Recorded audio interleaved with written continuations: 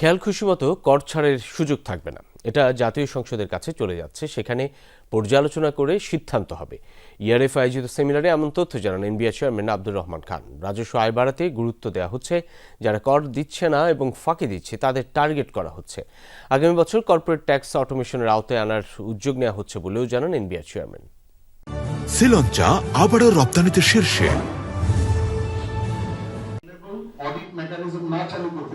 স্থিতিশীল বৈদেশিক মুদ্রার বিনিময় হার, বেড়েছে রিজার্ভও। যদিও মূল্যস্ফীতি নিয়ন্ত্রণ এখনও চ্যালেঞ্জ। ইআরএফ সেমিনারে বক্তারা কেবল প্রবৃদ্ধি নয়, টেকসই সামষ্টিক অর্থনীতিতে নজর দেওয়ার কথা বলেন। একটা ম্যাক্রো ইকোনমিক চ্যালেঞ্জের মধ্যে আছি, চাপে আছি, ক্রাইসিস কেউ কেউ বলে, বাট অ্যাটলিস্ট বলবো যে চ্যালেঞ্জ, বাট একটা বেশ চাপে আছি।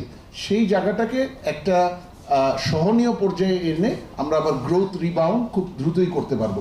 বিদেশি বিনিয়োগকারীদেরকে আনার ব্যাপারে সবচেয়ে বেশি পেইনফুল জায়গা যেটা আমাদের এক্সিস্টিং ইনভেস্টরদের কাছ থেকে পাই, সেটা হচ্ছে এই taxation policy and the execution. বাজেটে অপ্রয়োজনীয় ব্যয় কমিয়ে আনার উদ্যোগের কথা বলেন এনবিআর চেয়ারম্যান।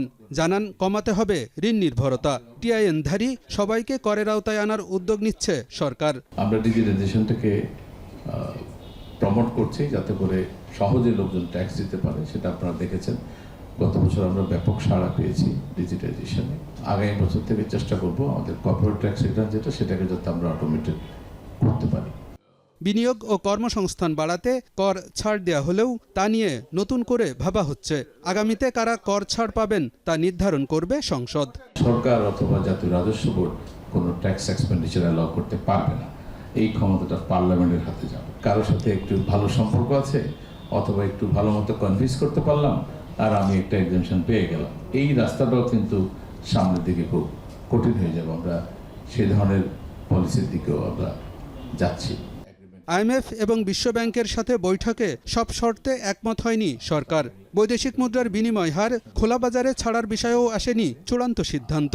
যে পয়েন্টটা আমাদের ডিসএগ্রিমেন্ট বেসিক্যালি সেটা হচ্ছে, আপনারা হয়তো সবাই জানেন যে আমাদের এক্সচেঞ্জ রেটটাকে একেবারে ওপেন করে দেওয়া নিয়ে, এটা নিয়ে আমাদের মধ্যে একটু, বিশেষ করে আমাদের সেন্ট্রাল ব্যাংক এবং আমাদের অর্থ উপদেষ্টা মহোদয় কিছুটা আছে। আমরা বিভিন্ন রকম ফর্মুলা ওরাও দেয়, আমরাও দিই। এর মধ্যে এখনো আলাপ আলোচনা চলছে। আইএমএফের সাথে 5 মে আবারও বৈঠকের কথা জানান এনবিআর চেয়ারম্যান। আগামী 5 তারিখে একটা মিটিং হবে।